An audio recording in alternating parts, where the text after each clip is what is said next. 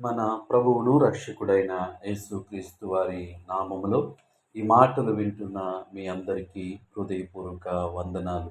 ఈరోజు నా కోసం ఆత్మీయ కార్యక్రమానికి మిమ్మల్ని అందరినీ ప్రేమపూర్వకంగా ఆహ్వానిస్తూ ఉన్నాను. పరిశుద్ధుడ, ప్రేమగల తండ్రి, గొప్ప దేవుడా, కనికరం గల దేవా, నీకు వందనాలు, వేలాది స్తోత్రములు. ఈ సమయంలో నీ మాటలు ధ్యానించుచుండగా వాక్యపు వెలుగులో నుంచి మా అందరితో మాట్లాడమని యేసు నామములో అడుగుచున్నాము తండ్రి, ఆమేన్.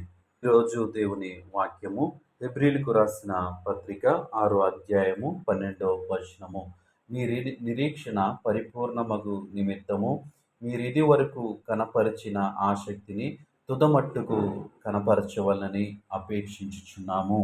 ఈ వాక్య భాగాన్ని మనము గమనించినప్పుడు మనకున్నటువంటి నిరీక్షణ, మనకున్నటువంటి విశ్వాసము మనము విడిచిపెట్టకుండా దాన్ని తుదమట్టుకు కొనసాగించే వరకు మనము కలిగి ఉండాలని దేవుని వాక్యము సెలవిస్తూ ఉంది. అయితే ఆ యొక్క నిరీక్షణ, ఆ యొక్క విశ్వాసము తుదమట్టుకు ఏ విధంగా కనపరచాలి అంటే ఆసక్తి కలిగి మనము దాన్ని కనపరచువారిగా ఉండాలి. దేవుని నామానికి మహిమ కలుగును గాక.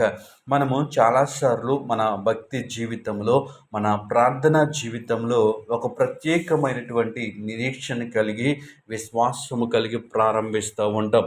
కొన్ని దినములు గడిచిన తర్వాత ఆ ప్రార్థన జీవితాన్ని, ఆ భక్తిని మనము ఆసక్తిగా దాన్ని మనము కొనసాగించలేము. ఎందుకంటే ఈ లోకంలో శరీరానుసారంగా జీవిస్తున్నటువంటి మనము ఆ ప్రారంభంలో ఉన్నటువంటి ఆసక్తి చివరి వరకు మనము చూపించలేము. కానీ దేవుని వాక్యము సెలవిస్తున్నది ఏంటి అంటే, మీ నిరీక్షణ పరిపూర్ణమగు నిమిత్తము మీరు ఇదివరకు కనపరిచిన ఆసక్తిని, అంటే నీ ప్రార్థన జీవితాన్ని ప్రారంభించిన తొలి దినాల్లో ప్రార్థన పట్ల నీకున్నటువంటి ఆసక్తి, బైబిల్ చదవటం పట్ల నీకున్నటువంటి ఆసక్తి, అప్పుడు నీకున్నటువంటి విశ్వాసం ఏదైతే ఉందో ఆ విశ్వాసాన్ని ఏ విధంగా ప్రారంభించావంటే ఆసక్తితో ప్రారంభించావు. కానీ రోజులు గడుస్తున్న కొద్దీ ఆ ఆసక్తి ఏమైపోయిందంటే నిరాశగా మారిపోతూ ఉంది. అందుకే దేవుని వాక్యం సెలవిస్తూ ఉంది, తుదమట్టుకు కనపరచవలనని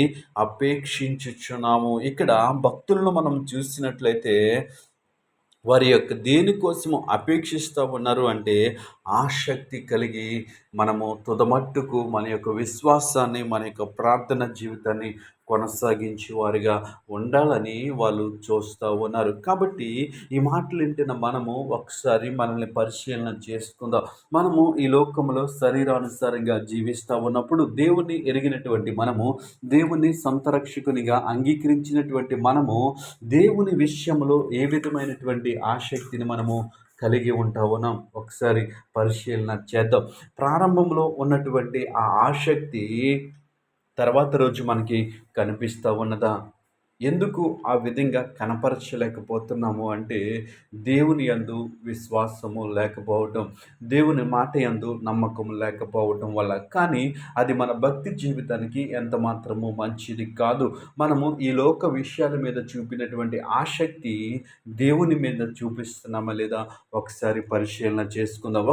ఒకవేళ దేవుని యందు విశ్వాసములో మనము ఆ ఆసక్తి కలిగి ఉన్నట్లయితే దేవుడు మన జీవితాన్ని అద్భుతంగా మలుస్తాడు, ఆశ్చర్యకరంగా మలుస్తాడు. ఎందుకంటే ఆ ఆసక్తిని బట్టి, మనకున్నటువంటి ఆసక్తిని బట్టి దేవుడు మన జీవితాల్లో కార్యాలు చేస్తాడు. కాబట్టి దేవుని యందు మనము మన యొక్క నిరీక్షణ ఏ విధంగా ఉండాలి అంటే ఆసక్తి కలిగి ఉండాలి. చాలాసార్లు ప్రార్థిస్తూ ఉంటాం, ఆసక్తి ఉండదు, ఏదో ప్రార్థించాలి కాబట్టి ప్రార్థిస్తూ ఉంటాం. అలాంటి ప్రార్థన మనకి ఆశీర్వాదము కాదు. కానీ మనము దేవుని యందు ఆసక్తి కలిగి మనము ఉన్నప్పుడు దేవుడు మన జీవితంలో గొప్ప కార్యములు చేస్తాడు. దేవునామానికి మహిమ కలుగును గాక.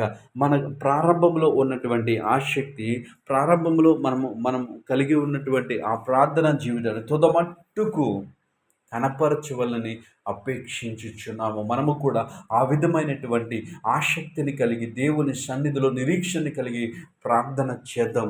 ఆ ప్రార్థన ద్వారా దేవుడు మన జీవితాల్ని అద్భుతంగా మలుస్తాడు.